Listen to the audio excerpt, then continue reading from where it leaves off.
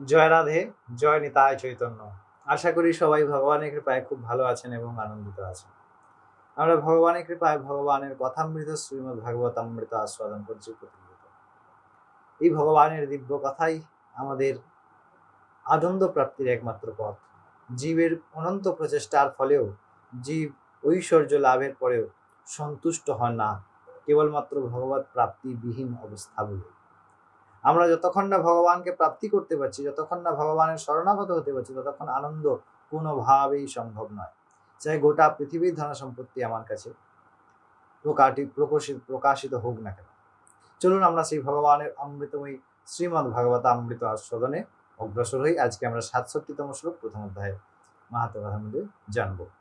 এখানে নারদ মুনি বলছেন ভক্তি মহারানীকে সুন্দরভাবে যে প্রথম কলির যে আগমন তাহা কিভাবে হলো এবং কিভাবে তাহা পর্যায়ক্রমে বিস্তৃত হলো।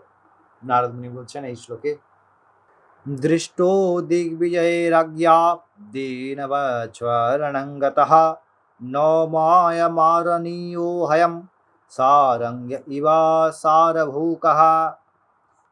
বলছেন দিগ্বিজয়ের সময় যখন রাজা পরীক্ষিত মহারাজ দিগ্বিজয় করে চলেছেন, সেই সময় কলির সঙ্গে, কলি কিভাবে না একটি শীর্ণকায় কালো কুৎসিত বর্ণের পুরুষ দেহ ধারণ করে কলি এই পরীক্ষিত মহারাজের শরণাগত হয়েছিল। ভক্তি মহারানী প্রশ্ন করেছিলেন যে কেন তিনি পরীক্ষিত মহারাজ কলিকে সাহায্য করলেন, তিনি সাহায্য নাও করতে পারতেন।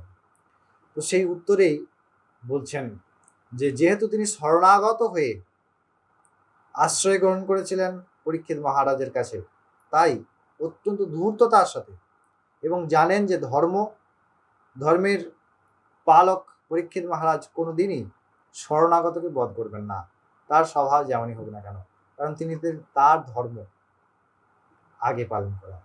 তাই দেখুন, নিজের ধর্ম থেকে বিচলিত হন নাই বলি ভাগবত কথামৃত অভিশাপ পেলেও ভাগবত কথামৃত সপ্তাহব্যাপী অমৃতময়ী এই শাস্ত্র, যাহা সমস্ত পৃথিবী কেন সমস্ত ব্রহ্মাণ্ডের সর্বপ্রকার মোক্ষপদ ঐশ্বর্য সমস্ত কিছুর থেকে সর্বোপরি, যে কারণে দেবতারা অমৃত কুম্ভ নিয়ে এসেছিলেন শুকদেবের কাছে যে আপনারা অমৃত কুম্ভ পরীক্ষিতকে দিন আর ভাগবতামৃত আমাদেরকে পান করা।